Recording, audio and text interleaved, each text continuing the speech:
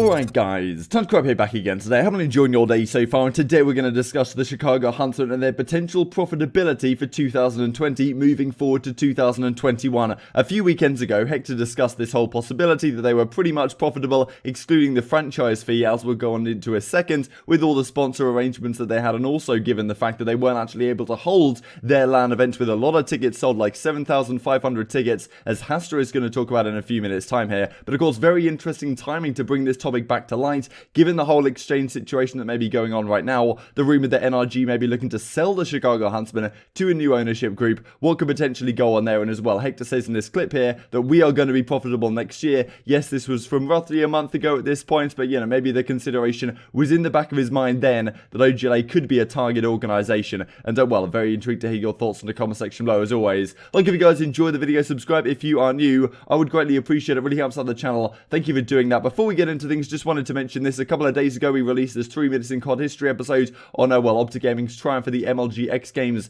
back in 2014. And these videos we've done so far have got really great feedback, so thank you for that. But this one didn't really hit the mark in terms of viewership as well. Some of the other ones have done so far, so I'm kind of just trying to figure out what works best, right? Is it the thumbnailing? Is it the titling? Maybe you guys see a thumbnail that isn't like a traditional tap to grab thumbnail and don't tend to click on it as much? Or does the topic need to be something more recent, or something more like an untold storyline that most people aren't already aware of? Just yeah, kind of intrigued to hear your thoughts on this one. Any suggestions on what we can do differently, what we can do better, what topics you would like to see covered? I'd be greatly intrigued to hear them in the comment section below. Let's move on to things then. So Rostermania stuff as well. Yesterday we were discussing about Waskin and France, what's going on here. Je m'appelle Marksman, he says. Whalers then replies to him, of course, a very popular French player that was also linked to the starting lineup. So yeah, what is even going on right here? However, Cronus City Intel comes out with this. You may have seen this, like how you leave 2020 thing. Let's just try it real quick. Happy, okay, we'll take that one. But as Crone says, not knowing the Paris Legion roster is his one, so yeah, who even knows what's going on right now? But Waskin has definitely been hinting that this is the organization that he's looking to join. I would not be surprised if that does happen, especially given Waskin and Scraps no longer in consideration, of course, for the London Royal Ravens. When these announcements are finally going to be confirmed, who really knows at this moment? Thought this was interesting from Von as well, discussing about how if everyone in the party, well, if you're in the same party, why do you have the same arrow colors on the map, kind of like in Counter-Strike or something? You'll have a different arrow color for each of your players, so you can call it like blue, green, purple, etc. Believe it or not, this is something we've spent a lot of time discussing.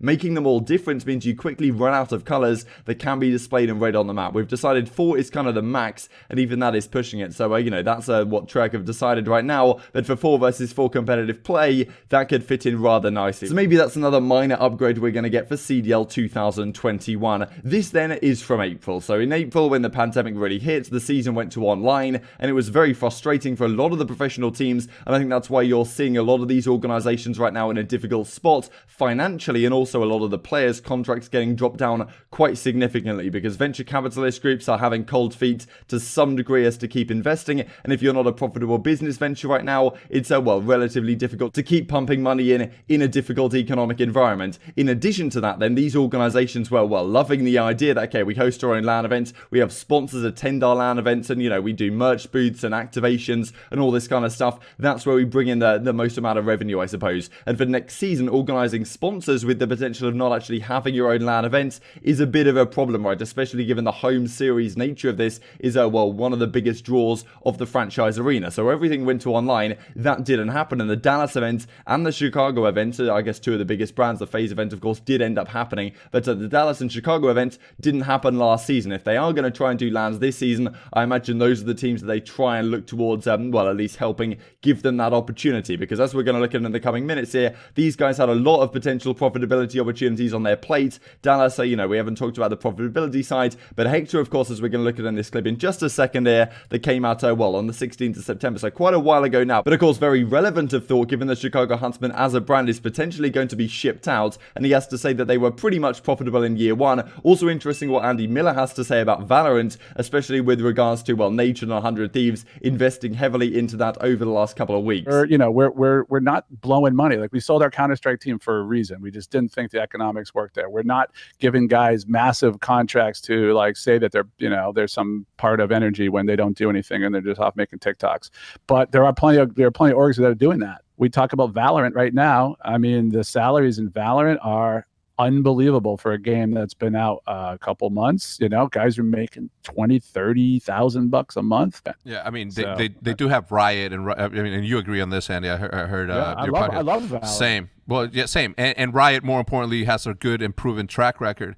One thing I will say though is that the Huntsmen, if we would have figured out a couple of early moves early on and a couple of buyouts for certain players, and if contracts worked a little bit differently, I think that we were super close to being a break-even business. I mean, minus obviously the fee that goes into paying the franchise fees, but we were this close from being a break-even business on year freaking one with the people that we have. So the Big T salary. The Big T salary. I mean, that kicked it over. We almost said it was Big T salary. So essentially. But you know what I'm saying, when you put two people together, one that has been doing this for 10 years and understands how to run a bootstrap company, and a business guy like you, we figure out how to make this little thing called Huntsman get there, right? Next year, without a doubt, we're hitting those numbers. I promise that we're going to get to be I'm going to call it, we're going to be profitable. Whether it's $1 or $2 or whether it's 300, we're going to do that. Because this year, we were this freaking close. All of energy next year. Yeah.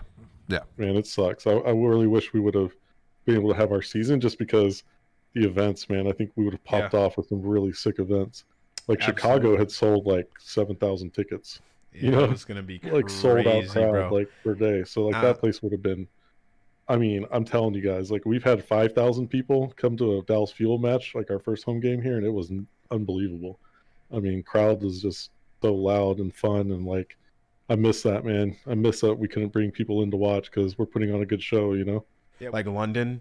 Forget which London was. London, that had like 2019. 18? Yeah, that had like a huge crowd, and I feel like those crowds are insane. And I think they were like maybe like 2,500 people. So I can't even imagine like being on the desk or working an event with 7,500 people. It'd probably be absolutely insane.